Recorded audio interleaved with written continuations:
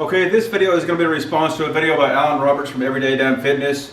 And in that video, Alan cited a study that says that obese people have a larger carbon footprint than other people because of the all the food that they eat and the excessive, farming and processing and delivering of all that extra food has a larger footprint. And he was saying that people that are obese are hypocritical when they're concerned with the environment, when they're concerned with climate change and carbon footprint. They're being hypocritical because their extra eating that they do, being obese, has a larger carbon footprint. For all those geniuses that claim that they are both for saving the planet from global warming and also believe people should be encouraged to just be happy in whatever body they are in, no matter what the size, you can't actually be both. You can't actually be both. You absolutely can't actually be both. You know why? Common fucking sense. I did not need a study to tell me this, that being obese, you actually have a larger carbon footprint to other people through many, many reasons. But a new study that came out in December of 2019, titled Obesity Epidemic May Contribute to Climate Change, states that rising obesity rates worldwide may be contributing to the climate crisis, researchers report. Quote, our analysis suggests that in addition to beneficial effects on morbidity, mortality, and healthcare costs, managing obesity can favorably affect the environment as well, end quote. Said study correspondent author Faden Magkos, I hope I got his name right, from the Department of Nutrition, Exercise, and Sports at the University of Copenhagen in Denmark. Like other oxygen-dependent creatures, humans emit carbon dioxide that's produced by metabolic processes necessary to live, the scientist explains. The amount of carbon dioxide, a greenhouse gas, produced by a species is determined by its average metabolic rate, average body size, and total number of individuals of the species. So to break it down for the members of the fat acceptance community that have turned off their critical thinking skills and common sense, what this states is that as the average size of a species here being humans, us, as the average size increases, as has been happening for decades now, and projected to go well into 2030 if we don't right the ship, as the average size increases, as we are, and the average population increases, as it is shown to be doing, we are emitting more greenhouse gases. As a species, we are. As we become larger people and more of us, we are negatively affecting climate change. It is just common fucking sense. If you have more body, you emit more carbon dioxide. But the study does go on. Also, obese people consume greater quantities of food and beverage that need to be produced and transported to them. And transportation of obese people require more consumption of fossil fuels. This means higher carbon dioxide emissions related to food production and transportation for obese people, the study authors explained. The researchers estimated that obesity contributes to an extra 700 megatons of carbon dioxide emissions per year worldwide, or about 1.6 of all human-caused emissions. Overall, being obese is associated with about 20% more greenhouse gas emissions, carbon dioxide, methane, and nitrous oxide, than being a normal weight.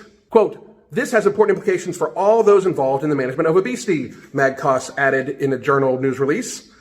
So to take away the emotion, add critical thinking and common sense, the exact opposite of what the fat acceptance community does whenever topics like this come around. Let's just be very frank. When you see an obese person, you can know that they are adding more to climate change than a person of a smaller weight. Period. It is just science. It's basic fact just on their expiration.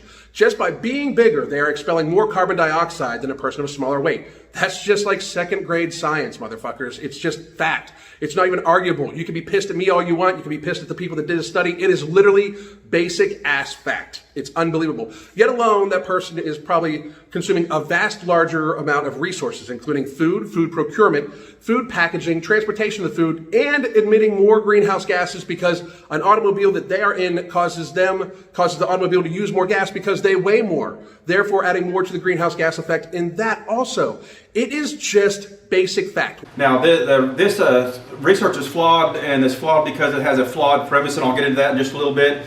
So what we're going to do is we're going to, it's kind of close to the New Year, so we're going to give Alan a New Year's resolution. We're going to give Alan a New Year's resolution, and what he's going to do is he's going to continue eating the same calories that he's been eating all along, that he's going to continue with the same amount of calories, but he's going to lead a completely sedentary lifestyle into 2020. Now, Alan, I asked you that question at the end of the year. What would you weigh? How obese would you be? Would you be obese or morbidly obese? Now, this shows that you eat just as much food as these fat people do, but you just burn it off, so you have the same carbon footprint than they do. And what this shows is obese people, along with very fit people, both consume more calories and both would have a larger footprint. So the flawed premise that they have for the study, which makes the study kind of meaningless, is their premise is that you have to be kind of meager and sedentary and small and eat very little, and if you do more than that, you're going to have this increased carbon footprint, which is ridiculous. And that's the reason that's ridiculous is because we live in a capitalist system, and we'll get into that a little bit. You see a lot of rich and famous people, and they get concerned about the environment. They say things that's concerned about the environment, and then people turn around and say, well, you're a hypocrite because you fly around in a private jet, and that's a huge amount of carbon footprint.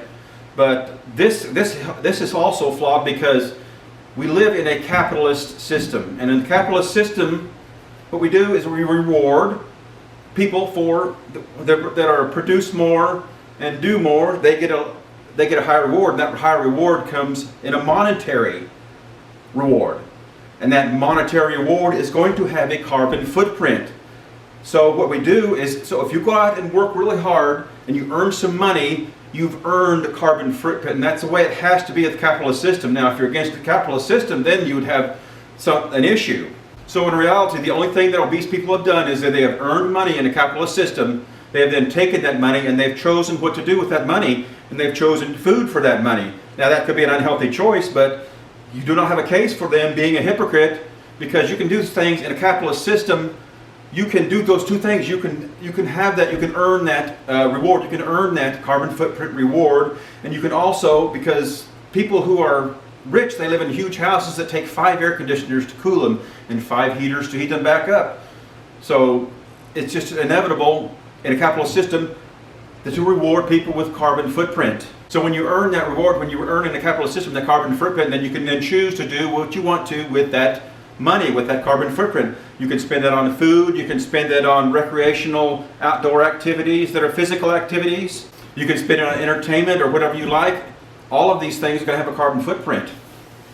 So when Alan cites this study, which is flawed, that says that people who are obese have a larger carbon footprint, he puts the exact same carbon footprint due to the amount that he eats. But in a capitalist system, you can hold both those two things. You can spend your carbon reward, you can spend your carbon footprint reward that you earned in a capitalist system, and at the same time you can be concerned about the environment.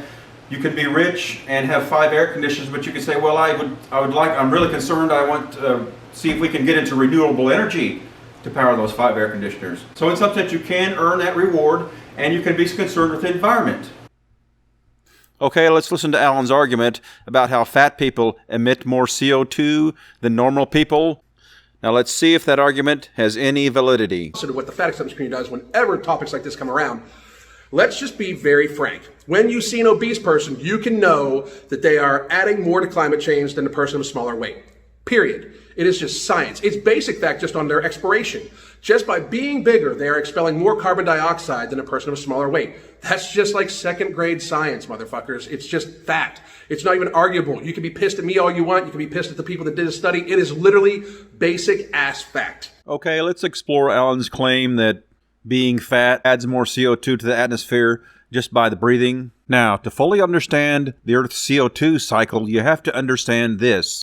There's only one way that CO2 is taken out of the atmosphere, and that's the photosynthesis of plants.